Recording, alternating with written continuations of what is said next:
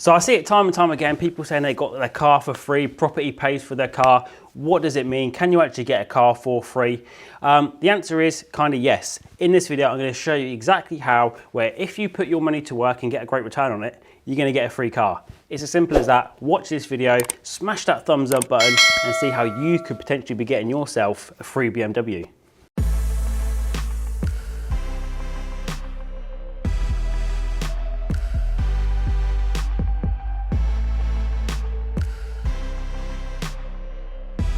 Hi guys, welcome back to my YouTube channel. Thank you very much for joining me today. Today we're talking all about should you buy or lease your car.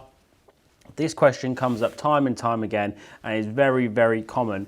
And the financial ramifications of buying v leasing, they are massively different. So what we're going to do is we're going to run through the numbers, run through some lease deals, and basically help you decide whether you should look at buying your own vehicle or leasing it. So, for those of you who don't know, what is a car lease and how does it work? So broadly, a lease is basically a long-term rental agreement. So usually it's 24, 36 or 48 months. And all that you do is you borrow the car for this period of time. You're not required to tax the car in the vast majority of occasions because the legal owner of the vehicle is the car hire company, the lease provider. However, you still need to, if it's old enough and you get the 48, you need to make sure it's got an MOT, and it's also your job to make sure the vehicle is insured. The maintenance element, some of the lease agreements are fully maintained, which basically means you pay a little bit more and then you get all of your service in, any tyres, all of that kind of stuff is provided for you. Or some of them you have to maintain it yourself, which means you still need to get it serviced and basically make sure that when you hand it back to the lease provider, it's in a reasonable condition. Obviously, buying a car is where you buy it outright, you put your money into the car and you own it outright. So we're going to run through a couple of examples at the whiteboard just to see what numbers are involved and how it actually makes a difference, and in what occasions you should look to buy a car and where you should look to lease it. So the first car we're going to run through two vehicles. We're going to run through a 3 Series and an 8 Series, both BMWs. Basically because I'm looking at cars and I enjoy BMWs. We've got the 330i, this is a brand new vehicle, 2021, the M Sport 3 Series. So we've got a lease company up here, I'll put the links below. We've got a personal lease. So it's £335 and 19 pence. And this is a 36-month term. And there's an initial payment of 3,196, 3,196 and 69p. So this initial payment, that's basically an advance rental. You do not get that back. With some other things, especially if you're doing kind of PCP or hire purchase, that initial payment you get back, that initial equity you put in as a deposit, you might actually get back at the end when you hand the car back. With leasing, it doesn't work like that. All of this money is sunk costs and you can't recoup any of it. With most leases as well, you don't actually have the option to buy the car at the end of it. You just hand it back and that's it. So we've got this car here. So we've got that's times 35 months. So this is basically month one payment followed by 35 monthly payments at this amount. So let's just get a calculator, because whilst I'm a great accountant, I'm not that good at numbers. I'm a tax specialist, not a numbers specialist. So we've got 335.19 times 35 equals 11,731. Add that initial payment, 3,1. So that's the total over 3 years of 14,928. So that's the total cost for borrowing this vehicle for 3 years. If we look at buying it now, the list price of this vehicle is £40,000. So to buy, we'll basically call it 40k. So to buy a brand new one of these is 40k. What we're going to do now is, so we've got some proper comparables, is we're going to look at how much a 3-year-old BMW is on Auto Trader with 30,000 miles on the clock. So we're just looking for the 330i. I think it could be that one, 330 M Sport. If we look here, 330. Yeah, it's not this one. This is the old one by the looks of it.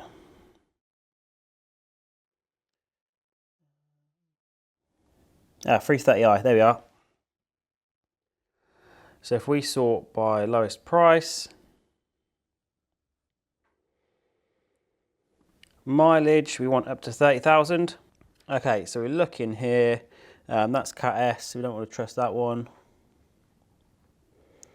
330i M Sport, 17, 17, 18. So all of these here, these are basically, these are trade prices as well. So this is direct from a dealer, so they're going to put their market on there as well. This one looks to be a private seller, and they're hoping to get about £19,000 for a 2017 plate, so about 3 years old. Similar, well, very low mileage this one is as well. So we're looking at these, and it's safe to say we'll take the average of anywhere between 17 and 19. So here we can basically say £18,000 is a fair price to assume what this BMW is going to be worth over that 3 year period. Okay, so brought it for £40,000 after 3 years. So 3 year value. We then sell that on Auto Trader. Wherever we sell it, we're selling it for 18k. So the cost here, £22,000. So immediately you can see the difference here. The total cost over 3 years here is 14,928. And the total cost here immediately is 22k. So that in itself is massively different.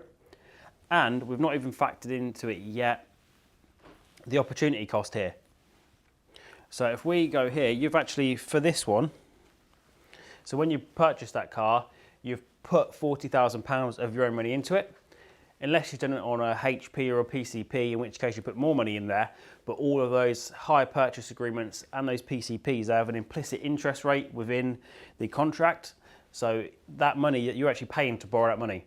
So if you go into Volkswagen, BMW, any of those guys, you could be paying between 2 and obviously as high as 15%, 14.9% APR on the money that they're lending you to buy that car. So you need to take that into account, that you actually are borrowing money and paying interest on that.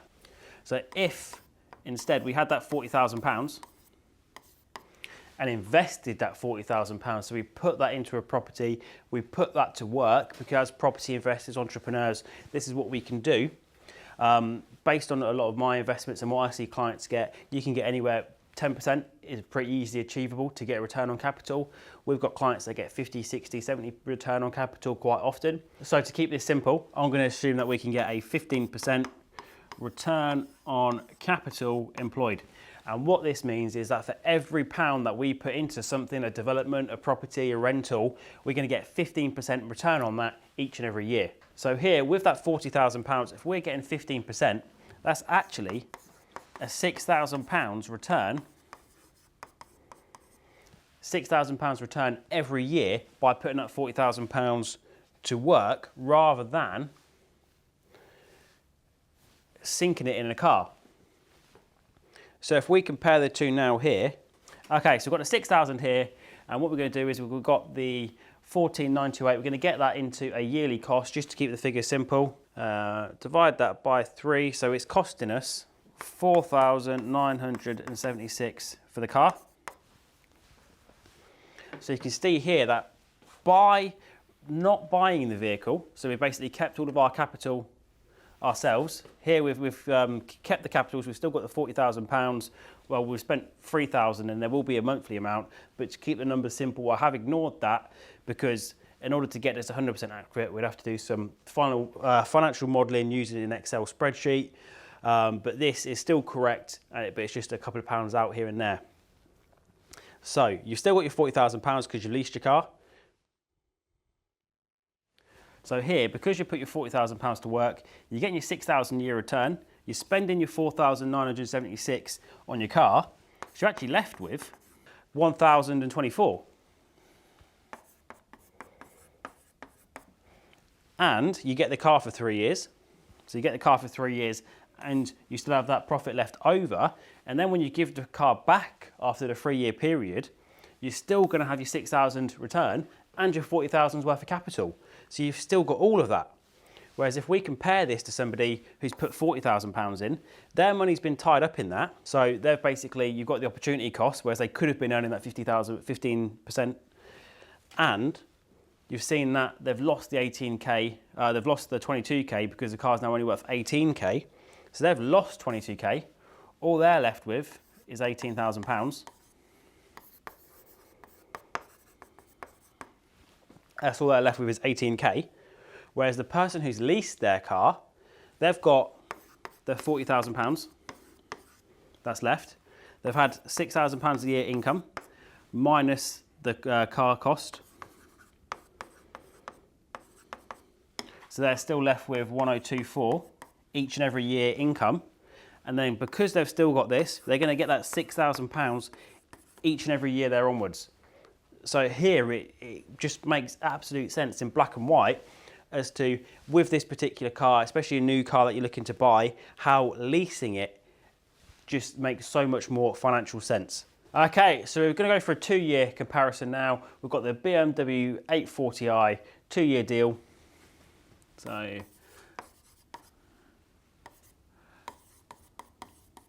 So here it is. It's not the best lease deal, but we've got 24 months, 617 a month, times by 23, and an initial payment here of 5561.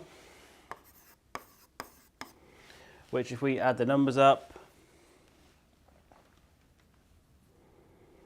617 times by 23, 14191. Then we're going to add the 5561. Total cost of 19,752. Over the 2 years, the average annual price is 879,876. Okay, so that's for the leasing. Now to buy this car, apparently it's £71,000. And if we just head to Auto Trader now and see how much a 2-year-old one tends to go for. Okay, so looking at this one, because this actual vehicle has only been out for 2 years, the petrol, less than 2 years, the petrol version. You can make a rough guess here. We've got a 2018 plate, so about 2 years old, an 840D, and you're looking at about £47,000 from a retailer.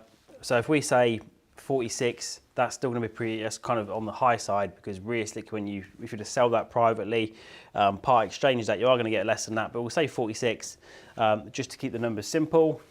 Sell 46,000, so the loss here is 25,000. So that's how much you've spent in terms of cash lost. That's actually completely ignoring that you're losing your money on inflation, the opportunity cost, that you can get the 15% return on capital. Cash, from a cash point of view, now you've spent 71 grand has left your bank account. In 2 years' time, when you sell that car and get some money back in your bank, you're gonna get 46. So from a cash point of view, you've lost 25 grand. So yearly, 12,500 it's cost you. So if we compare that to here, where we've got 9876, you can see it's still more expensive to purchase this car outright. And then when we get to the fact that we're investors, we can put our money to work, we can deploy our cash to make us money. Money makes money. So we've got 71,000. Times that by 15%, because that's the return on capital we can get as investors. You can get a lot more than that. We could be doing these numbers with 20, 25%, which isn't far off what's possible when you're a full-time professional property investor. That's 10,065. 10,650 a year, that money could be earning you. So that when we compare the numbers here, if you're getting a 15% return on capital, you're getting that 10,650. That is going to pay for your car, here.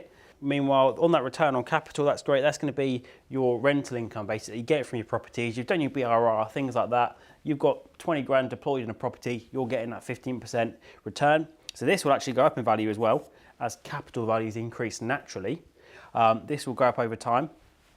And you're still going to be getting that 15% return as rentals rise with capital values. So you can see here, it really is a no-brainer. You're making 10,650 quid. You're paying that on your lease. So you've still got £800 profit or so left over per year, and your car is fully paid for. You've not really spent a penny on this when you take into account that you're getting that return here, and that's basically paying off your car each and every month. So the main thing here is that money has an opportunity cost to it. When you've got that £10,000, that money is worth money. Because what you can do is you can put this money to work. You can get an interest rate. If this is through property, the stock market, Bitcoin, no matter what you're doing to invest, you can earn money using that. As soon as you put that money in a depreciating asset, which cars do, they go down in value, you're losing the return that you'd potentially get. This is called opportunity cost. and then you're also losing the cash value when it actually comes to realising your investment, selling your car or whatever you brought at a lower price. So you lose the cash value and you also lose the opportunity cost. So if you're looking to buy a cheap runaround car, because the numbers here, these are all based on new vehicles. If you're buying a car that's only a couple of £1,000s, then in those cases, buying it outright, putting the cash into it, that makes sense. But if you are looking at buying the expensive cars, you want a nice new car, that's where getting it on a lease, putting your money into an investment that's going to earn you money absolutely makes sense. So one of the properties we just purchased, we've got £30,000 tied up in there, but at the end of the day, that's bringing us £5,000 per year. If we'd have put that £30,000 into a car, we wouldn't have been able to buy that deal, so we wouldn't have that money coming in, which is actually going to pay for any car that we need. So you just got to look at it like that and start to figure out how money works, how you can maximise it, and how you can use it to make even more money. Any questions on this, please do let me know in the comments. I'd love to do a follow-up video, answer any questions you guys have got. Other than that, make sure you hit that like button and subscribe. Cheers for watching.